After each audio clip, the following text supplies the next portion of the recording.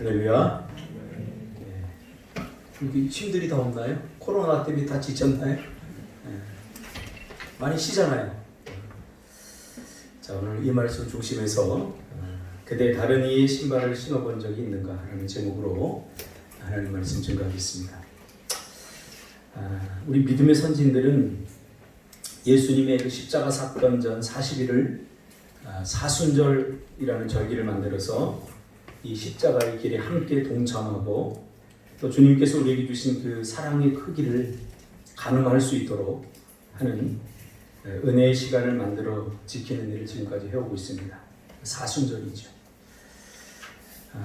하나님의 은혜는 기억 속에 존재하기 때문에 이렇게 주님이 우리에게 베풀어 주신 놀라운 사랑을 기억하도록 절기를 만들어 지키는 것은 하나님께서 우리에게 주신 은혜를 오랫동안 기억하면서 또 하나님의 은혜를 누릴 수 있는 그런 수단이 될 수 있기 때문에 대단히 중요한 일이라고 생각되어집니다.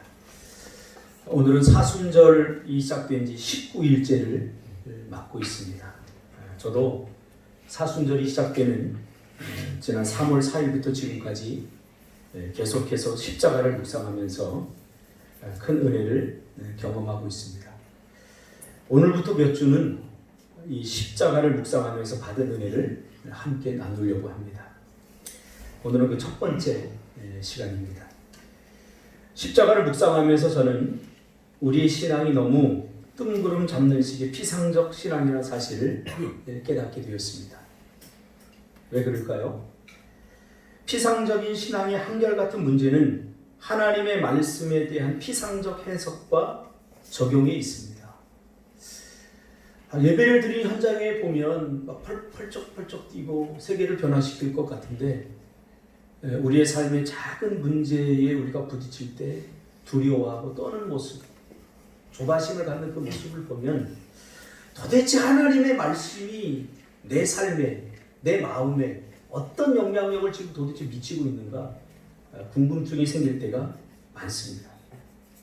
더 정확히 말하면 하나님의 말씀이 우리의 삶의 문제를 해결하는데 첫 번째 순위에 두지 않고 많은 사람들이 살아간다는 것입니다. 우리의 삶의 문제가 생기면 그 삶의 문제를 해결하기 위해서 우리가 드는 첫 번째 카드가 하나님의 말씀이 아니라는 사실이죠. 즉 말씀이 우리의 삶의 첫 번째 해결 방식이 되지 않고 있다는 것, 이것이 우리의 신앙을 피상적 신앙으로 만들어 버리는 거죠. 우리가 어떤 일을 대처하는 데 있어서 우리는 자동적으로 우리의 경험과 이성, 우리의 지식 또는 주변에 의미 있는 사람들의 충고, 여기에 귀를 기울이지 정말로 우리가 하나님의 말씀 속으로 들어가서 하나님이 이 내 사건에 대해서 어떤 결정하기를 원하고 계신지에 대해서 그렇게 많이 생각을 안 한다는 사실을 저는 깨달았어요. 이번 코로나19 사태도 마찬가지고 이 사태를 통해서 우리가 예배를 드려야 되는가 말아야 되는가 이런 문제들도 마찬가지입니다. 그리고 주변 분위기, 세상 사람들이 교회에 대해서 안 좋은 시각을 가지니까 우리가 예배를 드리지 말아야 되는구나. 혹은 우리는 또 다른 어떤 핑계거리를 만들면서 하나님의 말씀이 우리의 삶의 어떤 것을 결정하는데 첫 번째 주제가 되지 못하고 있다는 사실을 발견하게 되었습니다. 요한복음 10장 27절에서 주님은 분명히 이렇게 말씀하고 있죠. 내 양은 내 음성을 들으며 나는 그들을 알며 그들은 나를 따르리라. 머릿속에는 이미 알고 있는데 현실 속에서는 늘 다른 결정을 하고 있죠. 말씀대로 하면 안 될 것 같은 두려움과 불안이 하나님의 말씀대로 선택하지 못하게 하는 것이죠. 제가 한번 문제를 낼 테니까 여러분들이 한번 성경적으로 한번 해답을 구해보세요. 어떤 장로님이 계셨어요. 실제 있었던 일인데, 제가 겪었던 일인데, 이분 유통업을 하시는 장로님인데 이제 교회에 봉사 차례가 오면, 식사 봉사 차례가 오면 이분은 늘 유통기한이 지난 식재료를 갖다가 그걸로다가 이제 국을 끓이거나 또 반찬을 하거나 나무를 하거나 해서 성도들을 대접하는 거예요. 이것은 그 교회에 공공연하게 알려진 문제여서 모두 수근수근하지만 함부로 말할 수 없는 그런 일이었습니다. 이 문제를 여러분들은 어떻게 생각하십니까? 가장 만만한 준석 집사님.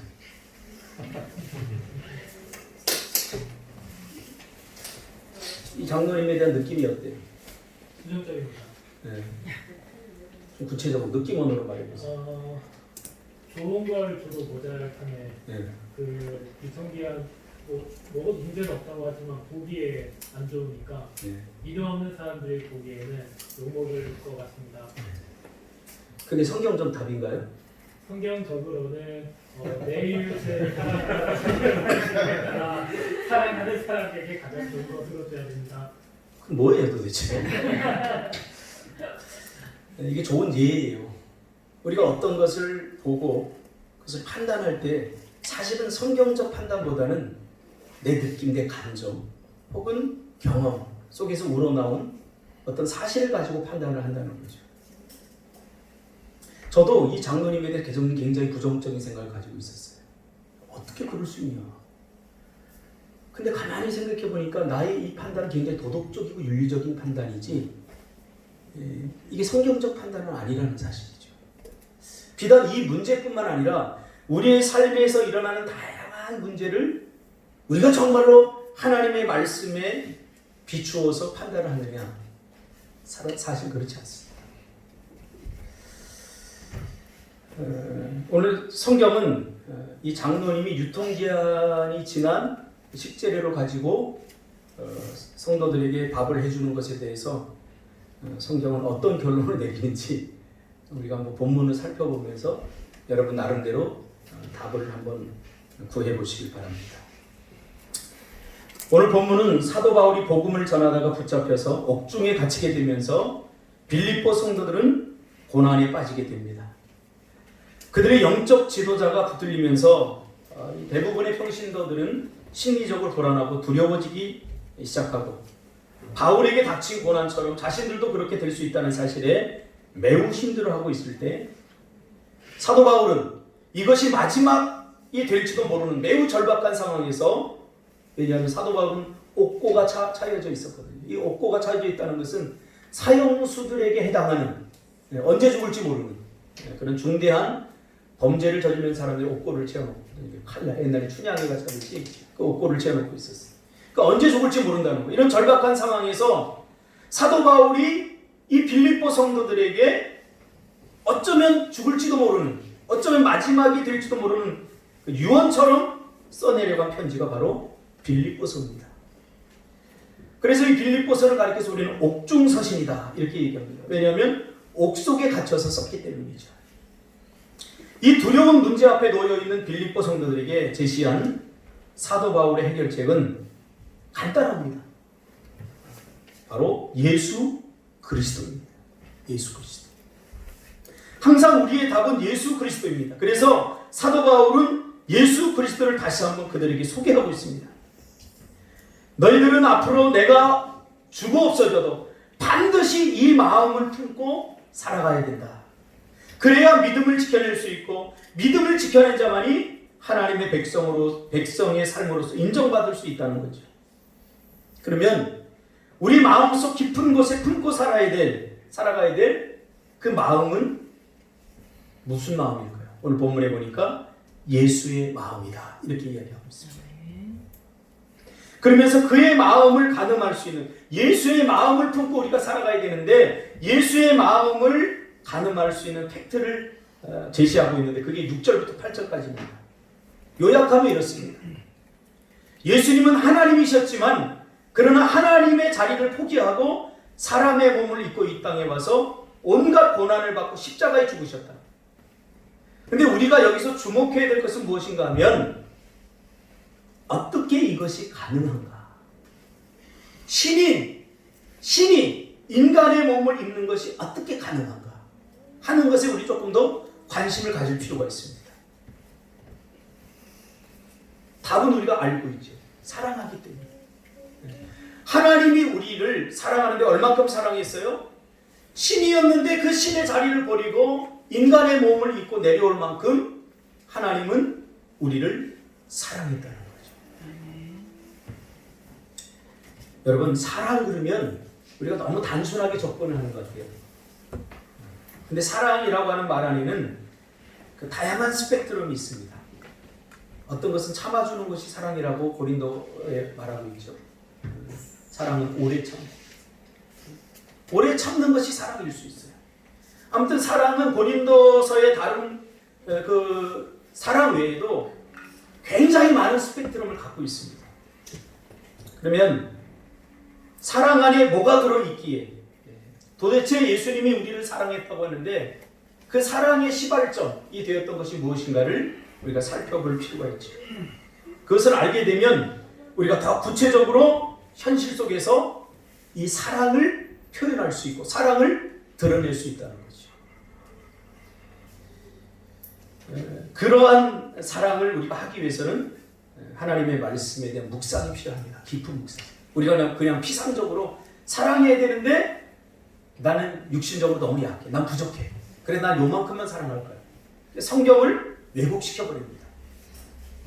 그래서 우리가 하나님의 말씀 조금 깊이 묵상하는 묵상의 세계로 들어가야 됩니다. 그렇지 않으면 피상적 인생의 답을 갖고 살아가게 되는 거예요. 그러니까 늘 모순에 사로잡히는 삶이죠. 오늘 본문에서 예수님이 신이었는데 인간의 몸을 입고 내려올 만큼 우리를 사랑했는데 그 사랑의 중심에는 뭐가 있었을까? 첫 번째는 바로 그 사랑이 공감으로 나타나고 있습니다. 공감. 오늘 본문에서 공감이 사랑입니다. 사랑하는 사람은 공감해 줍니다. 공감이 얼마나 중요한지 몰라요. 공감이란 말은 쉽게 말하면 너와 나의 공통된 관점입니다. 같은 감정을 갖고 있다는 거죠. 공감. 그러니까 사랑은 공감해 주는 것입니다. 예수님이 이 땅에 인간의 몸을 입고 오셔서 온갖 고난을 받고 십자가에 죽으신 것은 우리의 처지, 우리 인간의 처지를 깊이 공감했기 때문입니다. 사랑이 뭐라고요? 공감입니다. 내 아내가 정말로 힘들고 어려운데 나는 아니 저 여자가 뭐가 부족해서 저렇게 힘들어하지? 라고 말하면 이 공감이 안 될 거예요. 공감은 내 아내가 힘들다고 말할 때 그 아내의 힘든 느낌을 함께 공유하는 것입니다. 다른 사람도 마찬가지죠. 아 내가 너무너무 힘들어. 그런데 아이고 배부른 소리 하고 있는데 네가 뭐가 부족해서 힘들어. 이 공감이 안 되는 거예요. 그 사람이 힘들다고 말할 때 그 사람의 느낌 속으로 들어가는 것. 그래서 그 사람이 느끼고 있는 그 힘들고 아픈 그 감정들, 그것들을 나도 똑같이 느낄 때 우리는 공감이다라고 말할 수 있는 거죠. 그러니까 예수님은 우리를 향해서 그냥 사랑하는 게 아니라 우리 죄인인 인간이 경험하는 온갖 인생의 무거운 짐과 고통의 느낌을 예수님께서 공감하셨습니다. 그래서 내려오지 않을 수 없었습니다. 여러분 자녀들이 아프면 부모의 입장이 되면 내가 대신 아파주고 싶을 때가 있어요. 특히 우리 아이들이 어릴 때. 그 어린애가 땀을 막 뿌리면서 열이 막 40도로 치솟을 때 그 말도 제대로 하지 못해 부들부들 떨고 있는 그 아이를 보면서 어떤 부모가 아 괜찮아. 다 감기 한 번쯤 걸리는 거지. 조금 있으면 다 나을 거야. 힘내! 이거 잘못된 부모예요. 그 아이의 아픔이 고스란히 나에게 느껴지는 거예요. 차라리 내가 아팠으면 좋겠다. 이 공감이 필요합니다. 사랑은 공감해 주는 거죠. 이해라고 하는 것이 단순히 너의 입장에서 보는 것이라면 공감은 좀 더 정서적이고 심리적이며 심지어는 영적인 것입니다. 그 사람의 감정을 나도 느껴보는 거죠. 히브리서 4장 15절에 보면 히브리서 기자는 예수님을 이렇게 소개하고 있습니다. 그는 우리의 연약함을 동정하지 못하실 리가 아니요. 여기서 동정이라고 하는 말은 다양하게 번역할 수 있는데 가장 좋은 번역은 공감입니다. 이 공감은 우리가 죄인으로서 느끼는 모든 절망감과 죽음의 공포, 불행을 예수님이 다 느꼈다는 거죠. 그렇기 때문에 내려올 수밖에 없는 거죠. 위에서만 계실 수 없는 거죠. 야, 힘내! 파이팅해! 이렇게 외칠 수만 없는 거죠. 네가 지금 당하고 있는 그 아픔, 그 마음 고스란히 느끼죠. 이 공감력이 부족하면 선교사도 못 갑니다. 예수님의 은혜를 경험한 그 뜨거운 감정이 있기 때문에 순교도 할 수 있는 거예요. 순교. 공감이 안 되면 순교도 못 해요, 사실. 자꾸 피하고 도망다니고 적당히 하려고 하죠. 헌신도 마찬가지입니다. 그래서 예수님은 비하, 신학적 용어로 신의 자리를 버리고 인간의 몸을 입고 우리를 구원하러 오셨다고 말씀하고 있는 거죠. 자, 사랑이라고 단순히 말할 때보다 이 사랑의 실체가 공감이라고 말할 때 우리는 적용할 수 있는 것들이 굉장히 많습니다. 공감적 고통을 느끼는 거죠. 공감적 아픔 속으로 들어간 거죠. 구원받은 하나님의 백성들은 이 예수님의 공감적 고통을 통해서 다 구원받은 빚진 자들이에요. 그리고 주님은 우리에게 이 공감적 고통에 동참해야 또 다른 누군가를 구원할 수 있다고 그렇게 말하고 있는 거죠. 그러니까 누군가를 구원하려면 이 공감을 해야 돼요.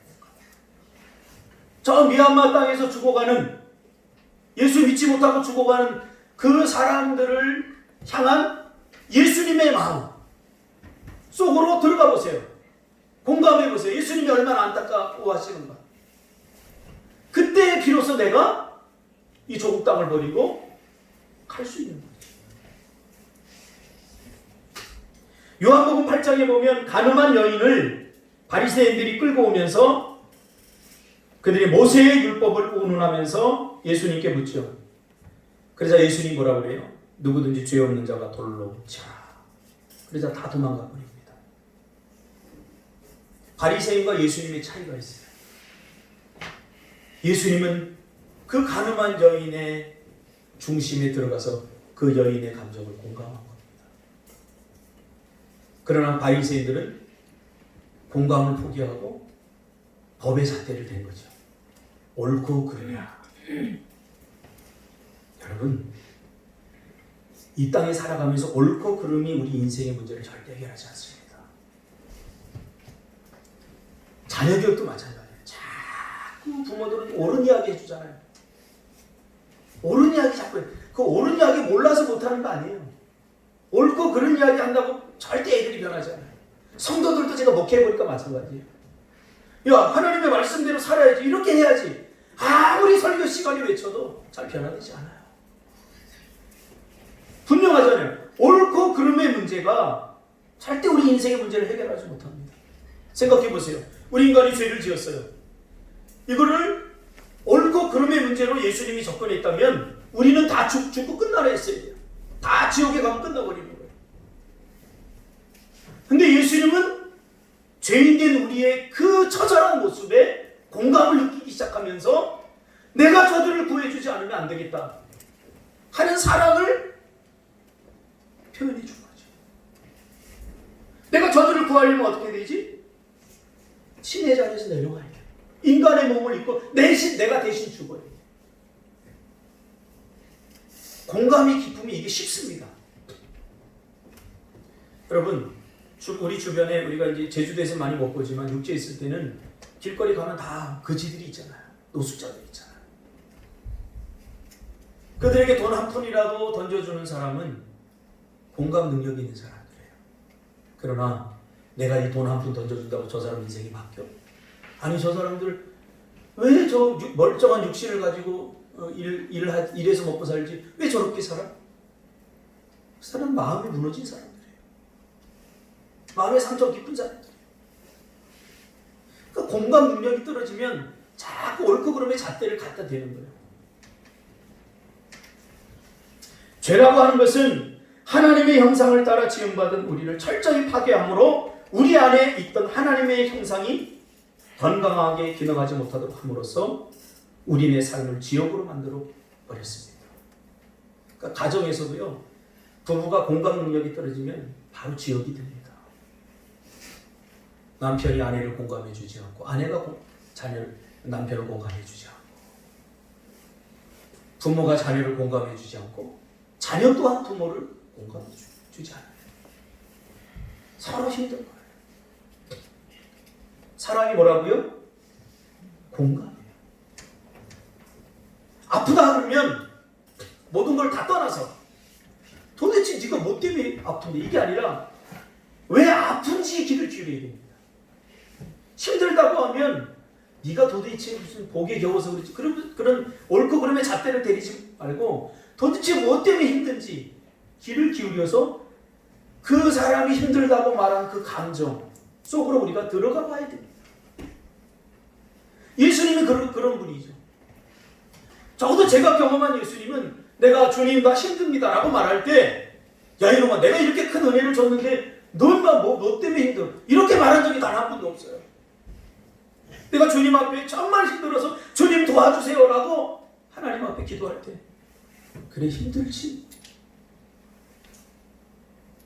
나는 짓불 하나님 말씀에 순종도 잘 안 하면서 하나님 앞에 위로받으려고 할 때마다 하나님은 나를 거부한 적이 단 한 번도 없어요.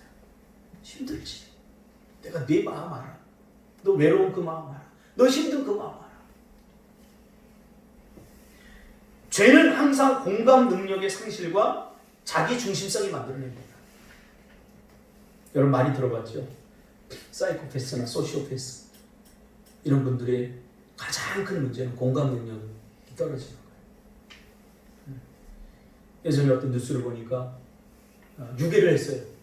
어떤 남자가 30대 남자가 유괴를 했는데 왜 유괴를 했냐면 자기 아들 좋은 거 사주기 위해서 유괴한 거예요. 그래서 감옥에 가는 순간에 누구 걱정을 하면 자기 자식 걱정을 하더라고요. 이거 아이러니 아닙니까? 그러니까 남의 자식은 자식이 아닙니까? 공감 능력이 상당히 떨어지는 사람이에요. 내 아들 행복을 위해서 너의 아들은 죽어도 돼.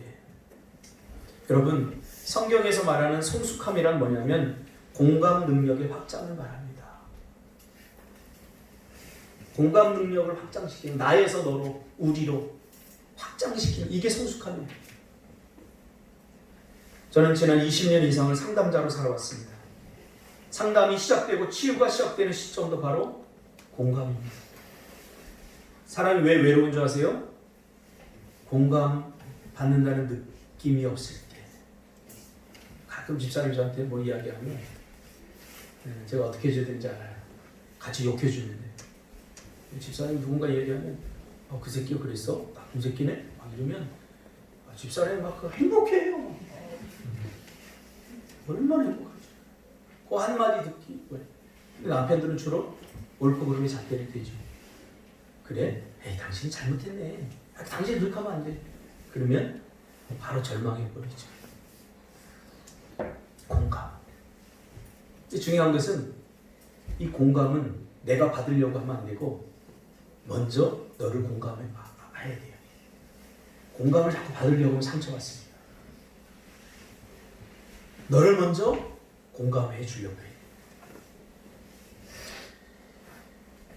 그래서 공감이 사실 굉장히 두려운 부분이기도 합니다. 너의 감정을 내가 오롯이 느껴버리면 그 다음부터 누가 힘들면 내가 힘들어져요. 이걸 심리학의 현장에서는 전이라고 합니다. 그러니까 상담자와 내담자가 있는데 상담자가 와서 자신의 문제를 그대로 이야기합니다. 그대로 이야기해요. 그러면 이 상담자가 이 내담자의 그 느낌을 느껴야 되거든요. 이것을 상담자를 라포 형성이라고 부르는데 그 마음이 느껴져야 내가 상담을 하거든요. 제가 상담했던 사람 중에 정말 말도 안 되는 이야기로 막 상담 온 친구들이 굉장히 많아요. 어떤 친구는 중학교 2학년짜리 애를 임신시켜서 고등학교 1학년 애가 데리고 와요. 옳고 그름의 잣대를 대면 어떻게 됐어요? 바로 원펀치 쓰리 강냉이를 알려야죠. 이 새끼가 너 조금만 이렇게 돼 있는 거죠. 그럼 상담이 안 되는 거예요. 치유가 회복이 안 되는 거예요. 그럼 어떻게 해야 돼요? 도대체 얘들이 뭐 때문에 그런 짓을 저지르는가에 대해서, 얘들이 마음의 상태가 어떤가에 대해서 내가 그 감정을 느끼게 되잖아요. 그래서 의로운 사람, 옳고 그른 사람은 자만 따지는 사람은 상담하는데 굉장히 힘듭니다. 제가 상담자로서 초기에 굉장히 힘들었어요. 그런데 느끼기 시작하면서 오히려 제가 더 힘들어졌어요. 전이 돼요. 왜냐하면 그 사람이 그 아픔이 과거의 나의 아픔이었기도 했거든요. 그 막 찌릿찌릿 내가 더 이상 생각하고 싶지 않고 내가 더 이상 경험하고 싶지 않은 감정들을 내가 또다시 겪어야 되는 게 이게 얼마나 고통스럽고 힘든 일인지.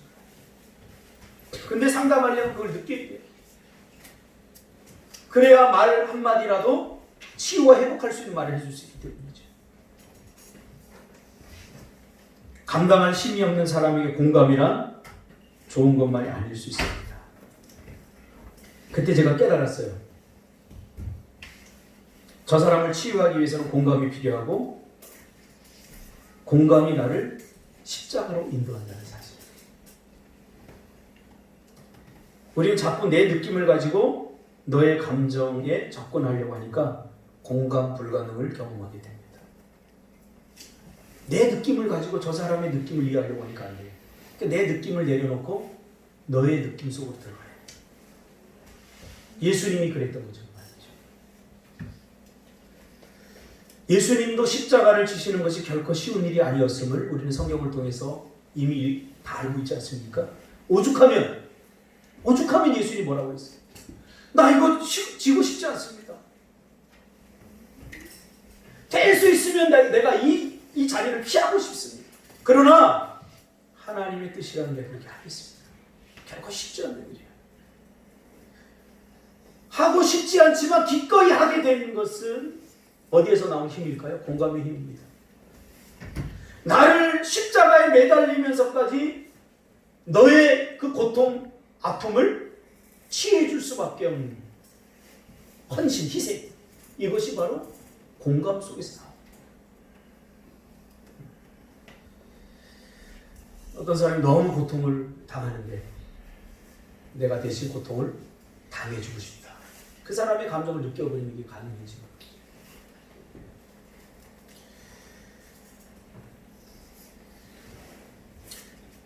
그래서 어떻게 우리가 말씀대로 살 수 있겠어? 그러면서 신앙의 선을 그어버리죠. 그 선이 성경과 내 자아의 경계선이 될 때가 많습니다. 잘 공감하지 않으려고 우리 신앙생활도 적당히. 교회의 아픔, 요즘 성도들 잘 교회의 아픔에 대해서 잘 몰라요. 이 공동체가 어떻게 형성이 되고 이 공동체가 어떻게 유지가 되는지, 교회라고 하는. 예수님이 이 교회를 사랑하는 것처럼, 예수님이 교회를 자신의 몸을 쪼개서 만들었던 것처럼 우리가 교회에 대해서도 이런 공감 능력을 가져요. 예수님의 마음을 갖지 않으면 이 교회의 모든 일들이 다 목사 일들이 되거든요. 그러니까 한국 교회 목사들에 대해서 여러분 왜 저래 자꾸 그러잖아요. 저는 그 사람들이 왜 그랬는지 넌 너무나 이해가 돼요. 왜 그랬는지. 왜 자식에게 그 대물림 하려고 하는지. 그러면 안 되잖아요. 안 돼요, 난. 그래서 난 아들 안 냈어요. 대물림 안 하려고. 물려줄 것도 없지만. 그런데 목회를 하다 보니까 왜 자식에게 물려주려고 하는지 공감이 되더라니까요. 힘들고 어려울 때마다 목사들이 자신의 인생, 자신의 돈 다 바쳐서 교회를 세워나가는 거예요. 그러니까 내가 우리 젊은 집사들한테 항상 얘기할 때 그렇게 얘기해요. 그렇게 해서 교회가 부흥이 됐는데 나중에 이제 나가라고 하니까 본전 생각나는 거예요. 목사도 인간이니까. 그러니까 자꾸 비상식적인 일들을 통해서 자기 걸 챙기려고 하는 거예요. 그러면 안 돼요, 여러분. 내가 본전 생각 나지 않도록 여러분 열심히 헌신해야 돼요. 헌신. 목사님만 헌신했으니까 내 돈도 들어갔어요. 이렇게 해야 돼요. 그래야 이게 가능해지는 거예요. 그래야 목사들이 대물림 못하는 거예요. 그러니까 목사들 변명하는 거 아니에요? 잘 새겨 들으세요. 공감. 내가 정해놓은 성경적 삶을 살게 되는 거예요. 그래서 적당히 선을 그어놓고 내가 정해놓은 성경적 삶. 이게 참 치명적인 거예요. 자기가 정해놓은 성경적 삶. 결국 내가 복음이 되는 거죠. 내가 복음. 내가 할 수 있는 선에서 내가 할 수 있는 만큼만 신앙생활을 하겠다는 거죠. 성경이 그렇게 쓰여져 있나요? 이게 불가능한 거죠. 한국교회의 치명적 문제입니다. 나는 성경에서 원하는 대로 할 수 없어. 그러나 여기까지는 할 수 있어. 나는 아직 믿음이 약해. 여기에 속는 거죠. 많은 사람. 그래서 나는 아직 아니야. 나중에 언젠가는 좋아지겠지. 믿음이 더 커지면 그때 할 거야. 그러지 말자는 거죠. 예수님은 어떻게 하셨을까요? 예수님은 먼저 순종하기로 작정했죠. 결단했죠. 공감이 가니까 내가 육신의 몸을 입고 저들의 문제를 해결해 주지 않으면 안 돼. 하니까 하나님 앞에 먼저 순종하기로 결정을 한 거죠. 제가 신앙생활하면서 깨달은 것이 있어요. 순종하려고 하는 마음이 먼저여야 된다는 거예요. 항상.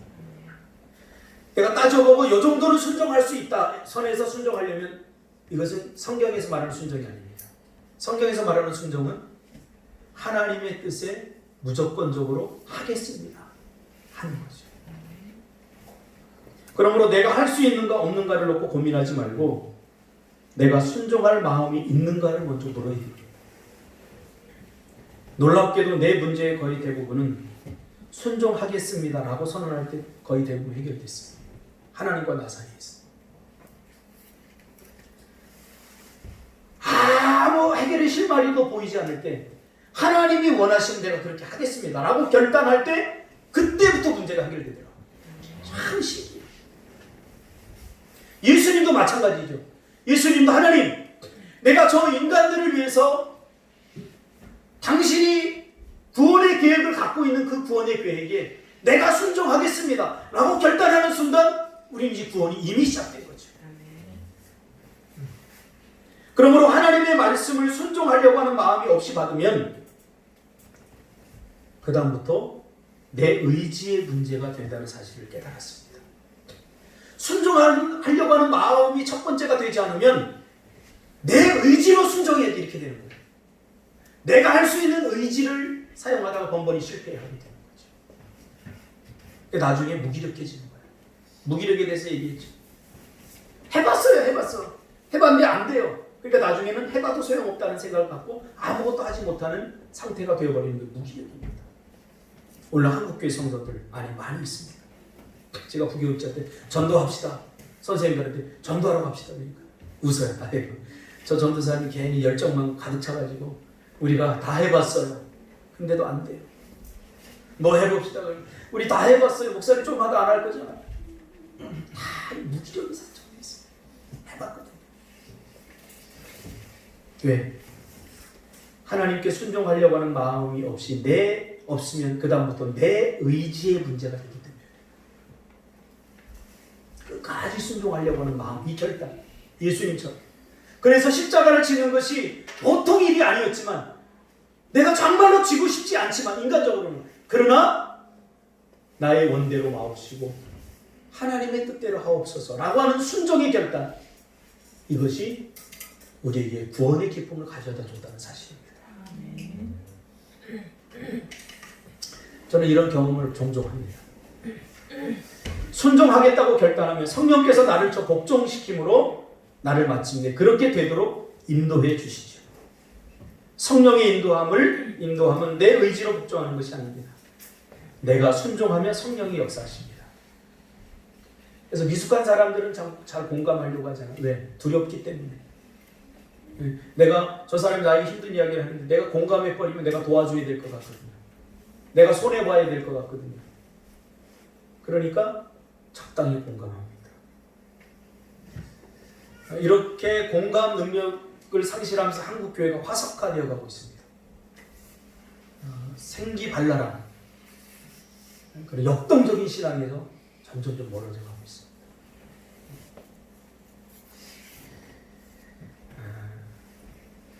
자, 이제 해결됐죠? 어? 자, 이 장로님이 다시 한번 묻겠습니다. 준석 진짜 똑똑하니까. 이 장로님이 유통기한이 지난 이 식재료를 가지고 교회에서 사람들에게 음식을 해 먹이는 거 어때요?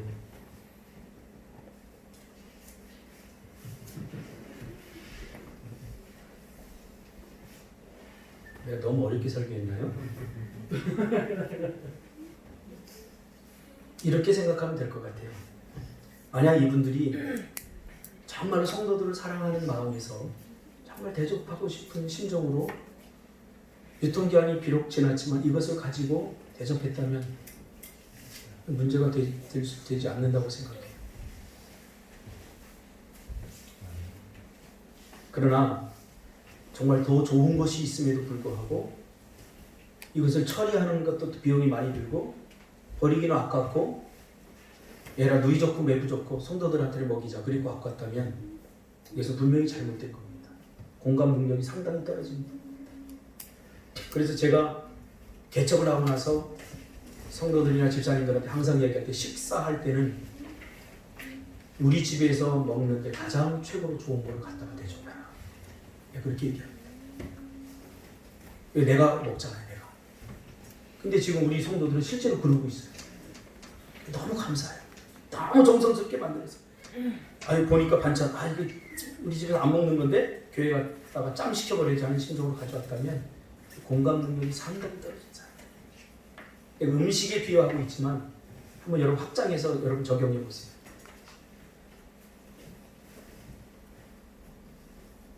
또 하나 예수님이 이렇게 하신 이유는 뭐냐면 자꾸 인간의 입장에서 판단하고 정죄하지 말라는 거예요. 그 사람에게 맡겨. 그 사람에 맡기라는 거예요. 옳고 그름의 잣대를 너희들이 자꾸 대지 말고 그 사람에게 맡기라는 거예요. 그래서 그 사람이 가지고 있는 선한 양심으로 하도록 내버려두라는 거예요. 판단을 하나님이 하겠다는 거예요. 그래서 저는 철저히 회개했어요. 그 장면이 좀 재수없지만 제가 판단하기 그랬거든요. 충분히 돈도 많이 벌고 유통기한 지나지 않은 것을 갖다 해도 하나님 복 주실 텐데 그걸 갖고 먹었을 때 저도 나름대로 이 양반은 참 비상식적인 분이다. 정말 하나님이 저런 분을 복 주시는 게 잘못됐다. 내가 나름대로 이렇게 정죄하고 살았거든요. 근데 이 설교를 준비하면서 철저히 회개했어요. 내가 뭔데 판단해.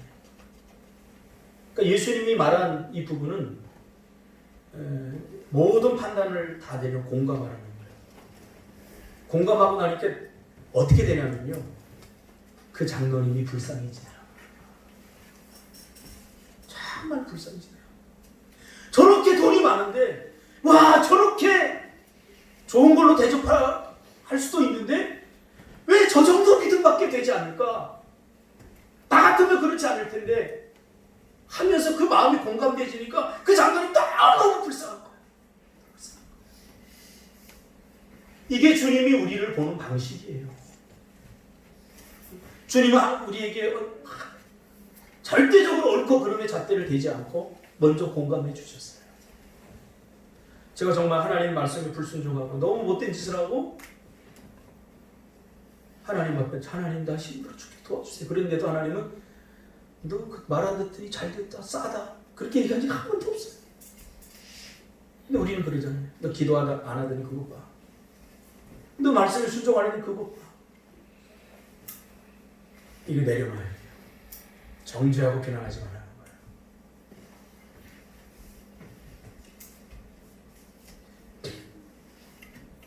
해결됐죠? 자 그러면 문제 하나 또 얘기해요. 마지막 요거 문제 좀 풀어보세요. 온라인으로 예배 드리는 게 맞습니까? 지금 이 현 상황에서는 온라인으로 예배 드리는 게 맞습니까? 아니면 공예배를 그래도 드려야 되는 게 맞습니까? 준석 집사. 성경적으로 답을 해주세요. 중요하지 않습니다. 사람의 선택을 공감하고 하나님께 맡겨드립니다. 뭔 소리요? 뭔 소리 하는 거예요? 제가 극동방송 목요일날 나가는 설교회들 마지막 부분에 제가 언급했습니다. 지금 우리는 온라인으로 예배 드려야 되느냐 아니면 공예배를 그래도 드려야 되느냐 이 문제 갖고 싸울 문제가 아니에요. 세상의 타이밍을 빼앗겨버리는 거예요. 믿음의 타이밍, 영적 타이밍. 우리는 이 시점에서 이렇게 고민해야 되죠. 우리가 지금까지 드렸던 예배가 얼마나 하나님이 기뻐하는 예배를 드렸는가. 앞으로는 예배를 드리고 싶어도 드리지 못할 시간들, 순간들이 분명히 올 수 있는데 그렇다면 이것은 예배를 드려야 되느냐 말아야 되느냐 문제가 아니라 단 한 번의 예배를 드리더라도 우리가 그동안 얼마나 하나님의 마음에 합한 예배를 드려왔는가 에 대해서 물어야 되는 거예요. 왠지 아세요? 구약에 보니까 하나님께서는 이스라엘 백성들의 예배를 받지 않겠다고 그랬거든요. 왜? 예배를 드리러 오는데 헌금을 하는데 뭐예요? 저는 것, 병든 것 이런 걸 드리니까 내가 받지 않겠다. 예물을 받지 않겠다는 건 예배를 받지 않겠다는 거예요. 그러므로 이 문제는 우리가 온라인 예배를 드냐 공예배를 드냐 이 문제가 아니에요. 왜 코로나를 통해서 우리의 예배를 하나님이 건드시는가? 예배 똑바로 드리라는 거예요. 이게 예배를 언제든지 너희들이 드릴 수 있다고 드리고 이것이 진짜 예배처럼 착각하지 말라는 거예요. 야, 여기서 이렇게 예배를 드리고 우리 예배 드렸지 않느냐? 그리고 돌아가서 내 마음대로 사는. 그러니까 우리의 삶의 예배가 다 실패하는 거예요. 저는 사실 요즘 잠을 잘 못 자요. 저는 지금 그 어느 때보다도 정말 기도를 많이 해요. 제가 여러분에게 기도 많이 한다는 소리 한 적 없잖아요, 지금까지. 그러나 요새 정말 많이 합니다. 그냥 걸어가면서도 기도가 돼요. 이게 안 될 수가 없어요. 어제도 사실 하나님이 깨우셨어요. 오늘 주일 설교하고 오늘 주일 예배해야 되는데 깨우셨어요. 깨워서 설교를 다시 보고 성경을 보고 기도하면서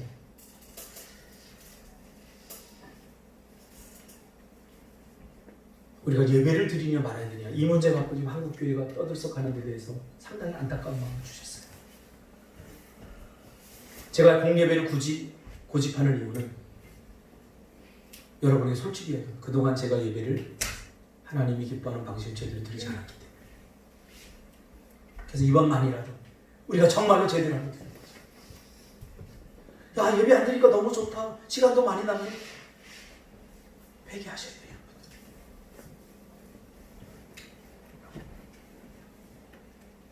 주님의 마음을 품으니까 주님의 마음, 너희 안에 이 마음을 품으라. 주님의 마음에 공감이 되니까 예배드려다 죽어도 되겠다 싶더라고요. 정말. 여러분, 하나님이 기뻐하는 예배는 어떤 예배인지 요한복음에 말씀해주고 있잖아요. 어디서 드리느냐, 언제 드리느냐. 여러분, 이 공예배 안 나와도 돼요. 여러분이 정말로 삶으로 제대로 예배 드리고 있다면 안 나와도 돼요. 이 코로나 때 안 나와도 돼요. 그러나 나는 안 나오면 안 되겠더라. 그동안 드렸던 예배들이 너무 형편없었어. 그동안 너무 대충 드려서 이 예배 안 나오면 안 되겠더라. 하나님이 기뻐하는 방식으로 예배 드린 적이 언제인가 한번 돌아보자고요. 인디안들의 속담 중에 다리 2번 바뀔 동안에 이웃의 신발을 신고 걸어보기 전까지는 그 이웃을 판단하지 말라는 말이 있다고 합니다. 공감을 가장 잘 표현한 말입니다. 예수님의 마음으로 들어가 보면 오늘 우리가 이렇게 예배드리는 것을 예수님이 뭐라고 말할까요? 예수님이었다면 이 예배를 어떻게 드리기를 원하셨을까요?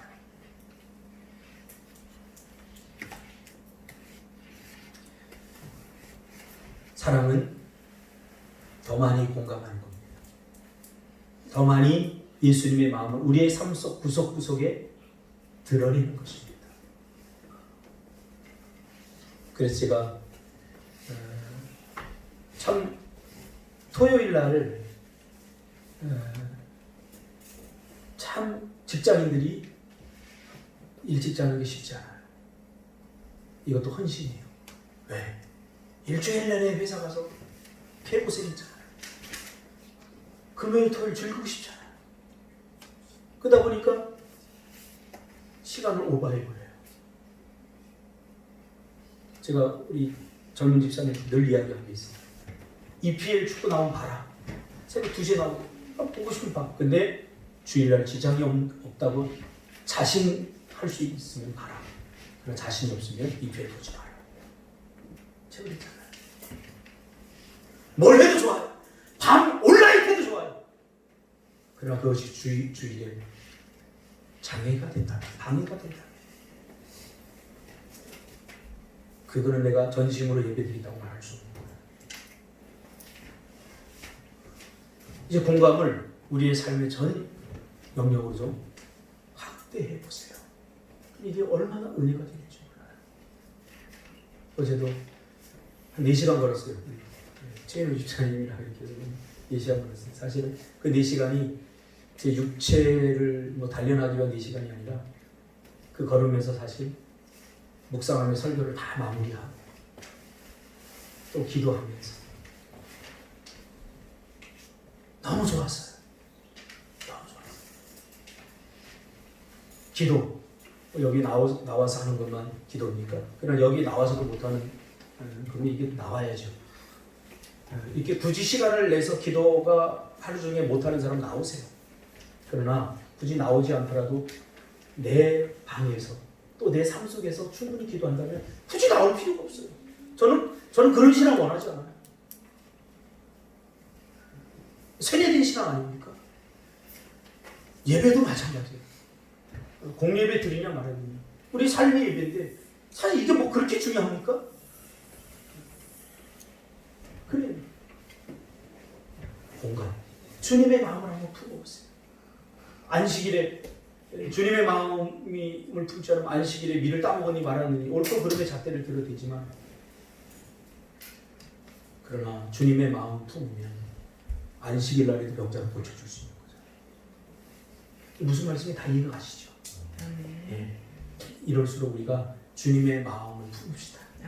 좀 공감 좀 합시다. 우리 주변 사람들이 우리 아내, 우리 자녀들, 우리 남편 자꾸 나를 공감해 주라고 나에게서 출발하면 이게 불가능해요. 저 사람 얼마나 힘들까? 얼마나 외로울까? 그렇게 될 때 나 때문에 네가 행복해지고 나 때문에 우리가 행복해져요. 이것이 성경적 가치관입니다. 제발 말씀대로 살자고요. 기도하겠습니다.